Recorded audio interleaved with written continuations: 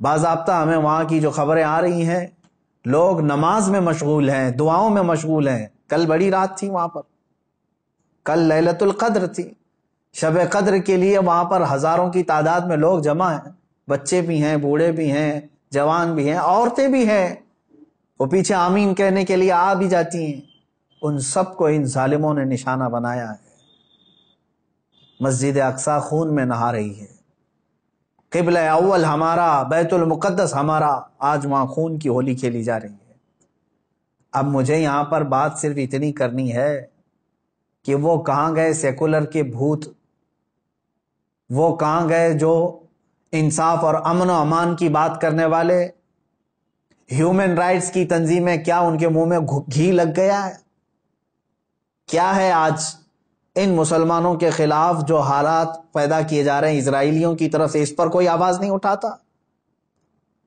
یہ دہشت گردی نہیں ہے میرے عزیزو؟ آپ سمجھو پوری دنیا ایک طرفہ دہشت گردی کے لیبل کو صرف مسلمانوں پر چسپاں کرنا چاہتی ہے. ورلڈ کا سب سے بڑا دہشت گرد ہے یہ. اسرائیلی حکومت کے انڈر میں اس طرح کی جو سازشیں ہو رہی ہیں، آپ سوچیں کسی بھی مذہب کے، کسی بھی دھرم کے لوگ جب عبادت میں ہوتے ہیں تو گویا کہ وہ دنیا سے کنارہ ہو کر اپنے اپنے خدا کے پاس جا رہے ہیں. یہی تو ان کا تصور ہوتا ہے. عبادتوں کے وقت کسی کو گولیوں کا نشانہ بنانا اور صفوں کو درہم برہم کرنا اور بچوں پر بھی گن تان لینا اور وہاں کے نوجوانوں کے سر پر جوتیاں رکھ کر کے کھڑے ہو جانا، عورتوں کے دوپٹے کھینچ لینا، یہ ہے ایک چہرہ اسرائیل کا جس کو دنیا بتانا نہیں چاہتی. اور وہ سب حد پار کر کے بھی امن کے مسیحا ہیں اور دہشت گرد ہم ہیں. وہ قتل بھی کرتے ہیں تو چرچا نہیں ہوتا، ہم آہ بھی کہتے ہیں تو ہو جاتے ہیں بدنام. میرے عزیزو، اب یہ وقت قیامت کے قریب کا ہے. آپ دیکھو کہ تمہارا مسیحا ہے کون؟ کون تمہارے لیے آواز اٹھانے والا ہے؟ تقریباً 57 ممالک اسلامی نام سے جانے جاتے ہیں، ان میں کا کوئی لیڈر سوائے ترکی یا کچھ لوگوں کے؟ یہ سارے اپنے عیاشیوں میں مصروف ہیں.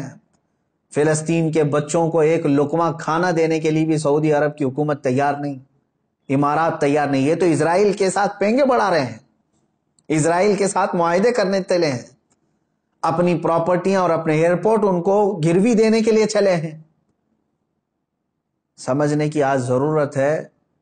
جہاں اسلامی ملک ہم سمجھ رہے ہیں، سعودی ہو یا امارات ہو یا بحرین ہو یا قطر ہو، یہ تمام ممالک، ان سب کی نہ جانے کون سی مجبوریاں ہیں، یا ان کے گھروں میں کون سے یہودی آ کر داخل ہو چکے ہیں، یہ واللہ عالم. کہ نہ سیریا کے مارے جانے والے مسلمانوں کے لیے بات کرتے ہیں، نہ فلسطین کے نہتے بچوں کے لیے بات کرتے ہیں، نہ یہ برما کے قتل عام پر کوئی بات کرتے ہیں. ان کو تو کچھ لینا دینا نہیں ہے امت مصطفیٰ سے، بلکہ یہ الٹا امت کے ان غریب مسلمانوں کو بلیم کرتے ہیں کہ یہ اس طرح دہشت پھیلاتے ہیں. ایک وقت آئے گا، دیکھ لینا، ان کی کرسیاں ہلیں گی. وقت آئے گا جب ان کے تاج اچھالے جائیں گے. یہ سب بہت بری موت مارے جائیں گے، اس لیے کہ میں نے پڑھا ہے کفر کی حکومت تو چل سکتی ہے لیکن ظلم کی حکومت نہیں چلے گی. ظلم زیادہ دن تک نہیں چلے گا، یہ صدائے بازگشت ہے، پلٹ کر کے واپس آنا ہے. آپ کو پتہ ہے، میں نے دیکھا ہے فلسطین کے بہت سارے لوگوں کو جن حالات میں وہ زندگی گزار رہے ہیں، اللہ کی پناہ. 35 سال، 40 سال سے ان کی مارکیٹوں پر کرفیو لگی ہے. کرفیو سمجھتے ہیں؟ ایک دن 2 دن کرفیو لگے تو ہمارے دکانوں پر تالا، اور 40 سال سے کرفیو لگا کر کے رکھے ہیں کچھ مارکیٹس میں، بازاروں میں، دکانوں پر جالے لگ چکے ہیں. بہت ساری پراپرٹیاں اور جائیدادیں ہڑپ کر کے اسرائیلی غصب کر کے بیٹھے ہوئے ہیں. یہ ساری کی ساری چیزیں بنا ان عرب لیڈروں کی اجازت کے اور ان کی منظوری کے نہیں ہو رہی ہیں. یہ سب میں ان لوگوں کی ہمدردیاں شامل ہیں. انہوں نے سعودی ہو یا جتنے بھی یہ مسلم کنٹریز ہیں، فلسطین کے بچوں کے خون پر اپنی کرسیاں بچھائے ہوئے ہیں. آج ہمیں درد ہوتا ہے اس بات کا میرے عزیزوں کہ اب مسجد اقصیٰ کو بھی انہوں نے پامال کر دیا، مسجد اقصیٰ کے اندر داخل ہو کر کے اپنی گن کو اٹھا لیا اور عبادتوں کی اور صفوں کو وہاں پر درہم برہم کر دیا۔ اب یہ تمہارے سمجھنے کا وقت آ چکا ہے، اب مسلمانوں تمہارے اتحاد کا وقت ہے۔ لیکن ہم تو یہاں سے آواز اٹھاتے ہیں، جتنا ہو سکے میں بیدار کرنے کے لیے آواز اٹھاتا ہوں، ورنہ رہ رہ کے 100 زخموں کا خیال آتا ہے، کس زخم پر ہم بات کریں آج۔ اسی لیے وہ حالی کا شعر مجھے یاد آتا ہے، رسول پاک کی طرف مخاطب ہو کر کے حالی نے کہا تھا، اے خاص ہے خاصان رسول وقت دعا ہے، امت پہ تیرے وقت عجب آ کے پڑا ہے۔ آج یہی حال تو ہے امت پر، ایسے حالات کہ ہماری بہنیں بہت چیخ رہی ہیں اپنی عزت کے لٹنے پر، ہماری ماؤں کو بے آبرو کیا جا رہا ہے، لیکن ان کی مدد کے لیے اٹھنے والا کوئی شہسوار نظر نہیں آتا۔ مشرق سے مغرب تک، شمال سے جنوب تک ایک چپی اور ایک خاموشی ہے، ایک ایسا سنسان ماحول ہے کہ سب اپنوں میں اور اپنے آپ میں مست ہیں۔ تمہیں معلوم ہے آج ہم افطاری کے لیے بیٹھتے ہیں تو بڑی بڑی نعمتیں کھا لیتے ہیں، ان بچوں کا کیا ہوتا ہے جن کی افطاری کے وقت ان کے باپ اور ماں کی لاشیں سامنے رکھی رہتی ہیں؟ رمضان المبارک ان کا ہر سال اس طرح سے خون میں نہلا دیا جاتا ہے، یہ کون سا انصاف ہے؟ یہ امریکہ جو ہیومن رائٹس کی بات کرتا ہے، دنیا کو انصاف اور جمہوریت دینے کا علم بردار کہلاتا ہے، یہ سب کے سب ان فلسطینیوں کے قتل عام پر خاموشی اختیار کیے ہوں۔